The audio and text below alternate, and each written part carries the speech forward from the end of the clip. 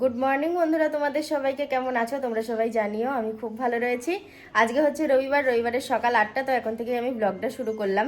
উঠেছি কিন্তু আমি তাও বেশ খানিকক্ষণ। উঠে কি করব, আজকে আর তেমন কোনো কাজ নেই। বাসন কোসন তো মাজবো না, আমরা যে ফল সাবু খেয়েছিলাম ওই থালাগুলো ধুয়েছি, আর ঠাকুর ঘর পরিষ্কার করলাম, ঠাকুরের থালা বাসন মেজেছি। ওইখানে কিছু ঘটি ঠাকুরের থালা নিয়ে যেতে হবে, সেগুলোও একসাথে মাজা ঘষা করে রেখেছি। আর ওই যে আমার কর্তা এখনো ঘুমাচ্ছে, ও উঠলে নিচ থেকে বিছানাটা তুলে তারপরে ঝাঁট দিয়ে ঘর বারান্দাটা মুছে বেলায় স্নান করতে যাব গঙ্গায়। ঠাকুরের থালা বাসনগুলো এই ঘরেই রেখে দিই, তখন ঠাকুর ঘরটা মুছে বেরিয়েছিলাম তো ভিজে ভিজে ছিল বলে আমি ওই বাইরের কৌটিটায় রেখেছিলাম। স্নান করে বাড়ি আসলাম এই মাত্র। তুমি জুতোটা খুলেছো? হ্যাঁ, জুতো খুলে ফেলেছি। হ্যাঁ, আমি এই দুটো মেলে দিই, তারপরে চেঞ্জ করে নেব, নতুন পোশাক পরবো। এই যে নতুন বস্ত্র পরা হয়ে গেছে, এবার বাবা ধর্মরাজের নাম নিয়ে বেরোবো। তো আমি কয়েকদিন আগে আমাদের বাড়ি থেকে এই যে এই শাড়ি টাড়িগুলো নিয়ে এসেছিলাম, নিয়মে আছে মাকে দিতে হয়, তো সেই কারণে আমাকেও দিয়েছে ওকেও দিয়েছে, তো সেইগুলোই আজকে পরেছি। আর আমার কর্তাকে একবার দেখো, এমনি তো রোগা, আরও রোগা লাগছে। এদিকটায় এসো, এই যে আমরা দুজনেই রেডি হয়ে গেছি বেরোনোর জন্য। আচ্ছা, মনে করে ওই হ্যালোজিনটা নিয়েছো? কম্বল দুটো ঢুকিয়েছো? হ্যালোজেনটা নিচ্ছি, কম্বল দুটো ঢুকেছি।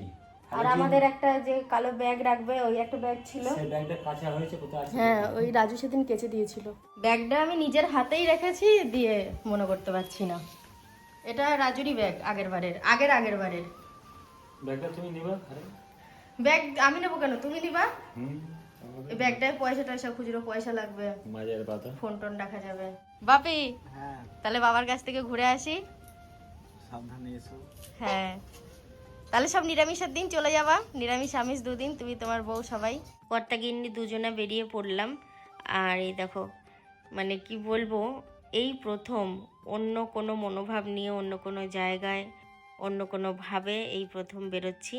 মানে যখন কোথাও বেরোই সেজে গুজে অন্যরকম চিন্তা ভাবনা নিয়ে কোথাও বেড়াতে যাই, আর এখন যাচ্ছি বাবার স্থানে, মানে বাবা ভোলানাথের স্থানে। এই আম গাছতলাটায় হাওয়া দিচ্ছে বলে দাঁড়ালাম, খুব শান্তি লাগছে। অনেকটা রাস্তা রোদ্দুরে রোদ্দুরে আসা হয়েছে তো, তাই না বলো? আর এদিকটায় পুরো ফাঁকা মাঠ, আমরা চলে এসেছি বাবার স্থানে। আর মান না, তো পুরো ধান, সব ধান। হ্যাঁ হ্যাঁ, ওই তো চাষের জমি সব।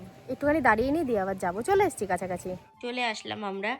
আর এখানে দেখো আগে থেকেই ত্রিপলটা টাঙানো ছিল, আর ব্যবস্থা তো আগের দিনই করে রেখেছে। আমরা দলে 10 জন আছি, এবার একজন মানে বেশিরভাগ কাজকর্ম করছে, সেই সব কিছু দেখাশোনা এই সমস্ত কাজকর্ম করেছে। আর আমার কর্তা বলছে কি ওরা আসুক তারপরে উনুনটা কাটবো, আর উনুন না কাটলে তো রাত্রে খুব বেশি হবে না, সেই কারণেই দেখো এখানে প্রচুর ত্রিপল রয়েছে টাঙানো। এই জায়গাটা কিন্তু আমার কাছে একেবারে অপরিচিত নয়, কারণ ঠিক এই জায়গায় গতবারও এসেছি, তবে এইভাবে সন্ন্যাসী হয়ে আসিনি, কিন্তু এমনি ঘুরতে এসেছি। তোমরা যারা কম বেশি ভিডিও দেখো তারা জানো। তো ভাবলাম বাবার মন্দির থেকে একটু ঘুরে আসি, তো বাবাকে দর্শন না করলে কেমন লাগছিল, যেহেতু যার উদ্দেশ্যে এসেছি। আর মানে কি বলো তো, অনেক অনেক যেহেতু সন্ন্যাসী, তো সেই কারণে ওই মন্দিরে যেই বিশ্রাম কক্ষগুলো করা আছে সেইখানে তো থাকা যাবে না। যে মানে যে যেখানে পারে বাবার স্থানে, বাগান টাগান, তারপরে কাউরির বাড়িতে উঠোনে, যে যেরকমভাবে পারে দিনগুলো কাটায়। একদম ছোট্ট ছোট্ট করে উনুনের গর্তগুলো করা হচ্ছে একটা মালসা বসার মতো। আর অতিরিক্ত বড় উনুন দিয়ে কি হবে, এটায় তো আর তেমন বড় আয়োজনের রান্না হবে না, মালসা করা হবে। আর এখানে এখনো ত্রিপলটা ঠিকঠাকভাবে টাঙানো হয়নি, কিছু কাজ বাকি ছিল, সেইগুলোই হচ্ছে। তবে একটা জিনিস খুব ভালো, এখানটায় কিন্তু রোদ্দুরের কোনো ব্যাপার নেই, পুরোই ছায়া। আর দেখো কতটা জায়গা ভেতরে, দেখেছো? মানে 10 জন খুব ভালোভাবে থাকা গিয়েছিল। আর উনুনগুলো খুঁড়তে কিন্তু বেশ ভালোই টাইম লাগছিল, কারণ কি বলতো, মানে এই একটা নয়, দুটো নয়, 4টে করা হয়েছে। আর একটু পরে আমরা একদম মন্দিরের কাছে যাব পুজোর জন্য। এবার আমরা যাচ্ছি মন্দিরের দিকে, পুজো হবে। আর আসল যেই জিনিসটা সেটাই তো এখনও আমাদের গলায় ওঠেনি, উত্তরীয়। আজকে পুজোর পর ওই উত্তরীয় গলায় উঠবে। আমরা আসতে একটু দেরি করে ফেলেছি, আর একটু দেরি হওয়ার জন্য আমাদের পক্ষে কিন্তু ভালোই হয়েছে। এই দেখো কত ভক্ত কাতারে কাতারে বেত নিয়ে বসে গেছে পুজোর জন্য। আর আমাদের যেহেতু আসতে একটু লেট হয়েছে, সেই জন্য আমরা এখন বেত নিয়ে বসার কোনো জায়গা পাইনি, কিন্তু আমরা অপেক্ষা করেছিলাম ওই যারা বসে আছে এক দফা পুজো হয়ে যাওয়ার পর আমরা বসেছি, তারপরে আমাদের পুজোটা হয়েছে, তাতে আরও ভালো হয়েছে।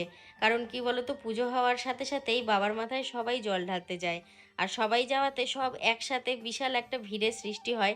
আর অত ভিড়ে অন্তত আমি যেতে পারবো না, আমার মতো অনেক মানুষই যেতে পারবে না।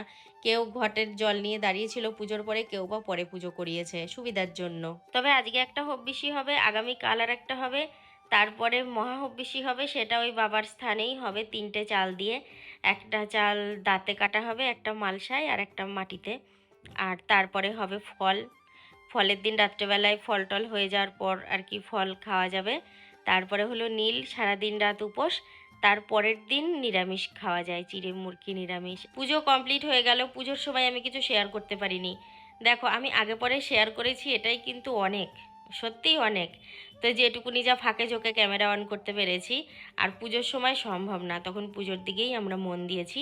পুজো শেষ করে গুড় জল খেতে হবে। গুড় জল বানিয়ে নিয়ে, মানে আমরা নিয়ে আসিনি, বললাম না আমরা একটা দলের সাথে আছি, তো সেখান থেকেই নিয়ে আসা হয়েছে। তো এবার যাব গুড় জল খাবো। তো গুড় জল খেয়ে চলে এসেছি তাঁবুতে। তো এবার হব্বিসির ব্যবস্থা চলবে। জল টল খেয়ে মনে হচ্ছে কি আর শরীর যেন চলছে না, বসেছি আর উঠতেই মন চাইছে না। সবাই সবাইকে বলছে তুমি আগে করে নাও, তারপরে আমরা করব। মানে মানুষ ধরো হচ্ছে 10 জন, আর উনুন কাটা হয়েছে 4টে।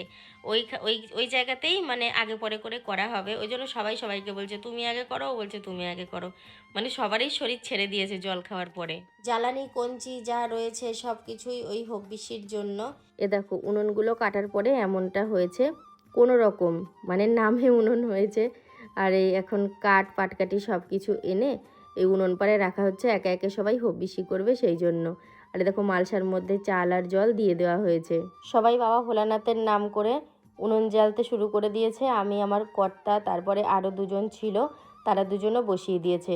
হব্বিসি চাপিয়ে যেহেতু কথা বলতে নেই, খেতে বসেও কথা বলতে নেই, তো সেই কারণে আমি চুপ করেই ছিলাম ওর কাণ্ডটা দেখে। আমার হব্বিসিটা রান্না হয়ে গেছে নাকি কি করে বুঝবো, হাতে টিপেও দেখতে নেই। তো সেই কারণে ওই পাটকাঠি দিয়েই যে নাড়া হচ্ছে, ওই পাটকাঠি দিয়েই একটু তুলে দেখতে হবে। এইবার মনে হচ্ছে যেন হয়ে এসেছে। এই যে পাটকাঠিটা নাড়ছি, গাঢ় গাঢ় ঠেকছে। তারা পাটকাঠিতে একটু তুলে দেখা যাক কতটা হয়েছে। হ্যাঁ, একদম রেডি হয়ে গেছে, এইবারে নামিয়ে নেব। আমি তোমাদেরকে বলেছিলাম না আমি দেখাবো ও কী কাণ্ড করেছে। ওই দেখো ওটা হচ্ছে ওর কলার পাতা, আর এটা হচ্ছে আমারটা দেখেছো, আর ওরটা দেখেছো। আর দেখো আমাদের পাশেও সব রয়েছে সেগুলো, আর ওরটা দেখো, সবার মধ্যে ওর পার্থক্য আছে। তাহলে আমাদের হব্বিসি কমপ্লিট হলো। আমাদের হবিসে কমপ্লিট হলো, খাওয়া দাওয়া কমপ্লিট। সবার হয়নি, এখন ঘটনা হচ্ছে 4 জনের হলো, এখনো 4 জন করে হচ্ছে। হ্যাঁ মোট 11 জন আছি আমরা, 12 জন নয়। তা খাওয়া দাওয়া হয়ে গেলে আবার এই মালসাটা জলে দিয়ে আসতে হবে। সবার খাওয়া হোক, সবাই একসাথে গিয়ে দিয়ে আসা হবে। এবার আমি জানি না যে রাতে দেবে কি সকালে দেবে আমি বলতে পারবো না, তবে আশা করছি দিয়ে আসতে হবে জলে। এখানে কোথাও জলও দেখছি না, একটু দূরে পুকুর আছে, পুকুরে গিয়ে দিয়ে আসতে হবে। এখন হাওয়াটা দারুণ লাগছে বলো। আর এই জায়গাটা তো ফাঁকা আছে না, তার জন্য হাওয়াটা লাগছে।